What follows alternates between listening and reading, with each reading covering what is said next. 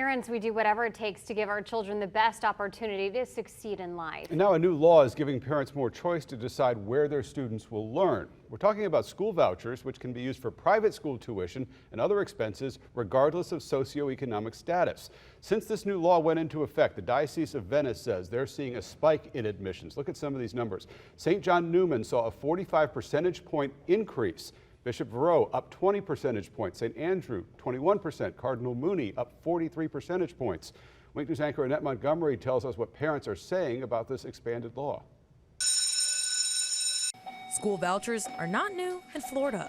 Governor Jeb Bush called them opportunity scholarships when he signed his A-plus measure into law in June 1999. That first year, 57 kids from low-income families used vouchers to attend a private school. The voucher programs evolved since then, survived court challenges, and exploded. From those 57 kids to more than 200,000 students in 2022. Rose Galvez applied for and received a voucher to send her son to a Little Piece of Me Montessori Academy in Cape Coral. He has sensory issues, struggles with loud noises. Public school was not a good fit, and private school costs too much. Only at that time, we'd only have one salary. So it would have been impossible for me to put him in a private school. And thanks to the voucher, I was able to bring it in and get some help for him. Her voucher totaled $7,734. So it's much better for him because he gets what he needs and what he wants. He has a voice. He can speak out and say, I want this. So it's good. I feel really happy with the voucher. This year, Governor Ron DeSantis signed a new law making vouchers available to all families of school-aged kids, regardless of income. Each voucher is now worth $8,000. And Step Up for Students, the nonprofit the state partners with to hand out the vouchers, expects as many as 300,000 students to use them this school year. In Lee County, 7,328 students have received vouchers for 2023. In Collier, the number is 3,487. And Charlotte, 1,311. But not all of those students will end up in a private school.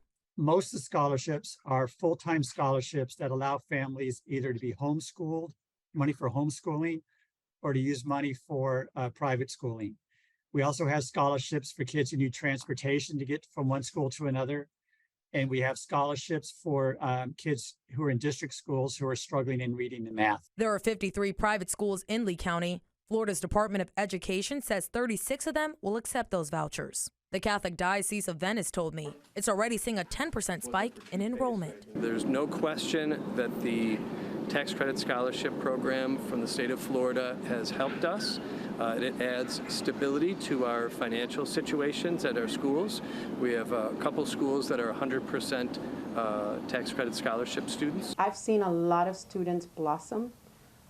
We've had students that did not do well in the traditional setting come to us, and the child has left us, and when they've gone on to high school and others have performed very well, which otherwise without this scholarship they might not have that option. A Little Piece of Me Montessori Academy hired Galvez to be a teacher this year because enrollment is up, in part because of the new voucher law. As parents, we do need more options, especially with so many changes going around.